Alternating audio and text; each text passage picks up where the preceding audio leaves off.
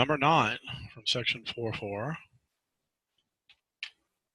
Let's take a look.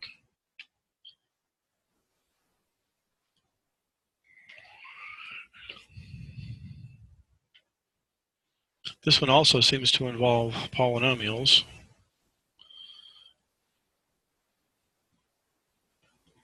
So really vectors can be any object. They don't have to be numbers, and polynomials are just an example of what vectors might be, as long as they satisfy the properties of the definition of a vector space.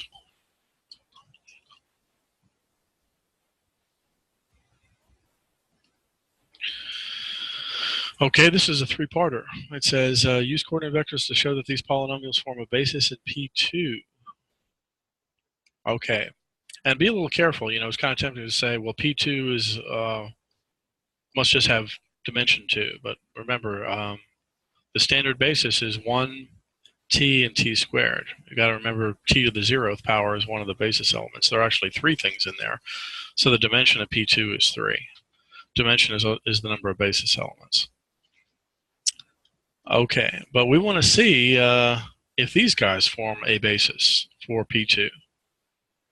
So in the last problem, I basically argued that if the coordinate vectors are linearly independent, then so are the original vectors. But it's also true that if the coordinate vectors form a basis for, in this case, R3, because there are 3 elements in the original vector space, and when I change them into coordinate vectors, it's going to give me vectors in R3. If I can show the coordinate vectors form a basis in R3, that will imply that the original vectors also form a basis in the original vector space P2. So it's almost kind of a variation of the theorem that we talked about in number 8. So we're not just concerned about linear independence, but also whether they're actual basis elements. Okay, but the first thing we need to do is change these guys into their coordinate vectors. And just remember the order matters. So 7, 0, 1.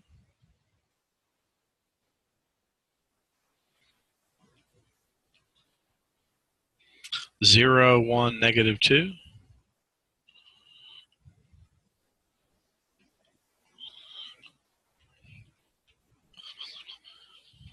And 1, 1, negative 2. Okay. So do these vectors form a basis in R3? Well, maybe we should consider this matrix. You know, one way to show that the set of columns is linearly independent, you might remember this from the inverse matrix theorem, is just to show this thing is invertible. That would imply that the columns are all linearly independent. And one way to show that it's invertible, if it is to find the determinant. If the determinant is not 0, it's invertible. So maybe one quick way to find the determinant is to say, well, negative 14 plus a 0 plus a 0,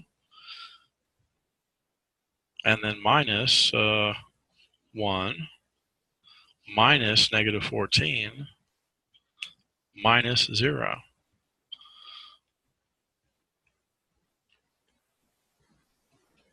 And it looks like it is not 0, so that's an invertible matrix, okay?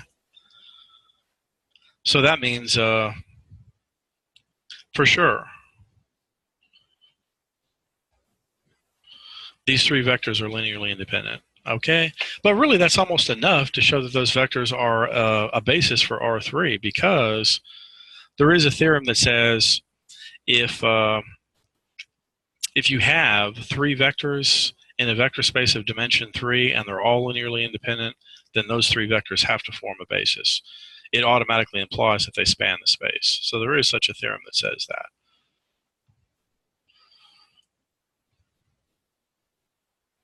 So these guys do form a vector a basis for R3.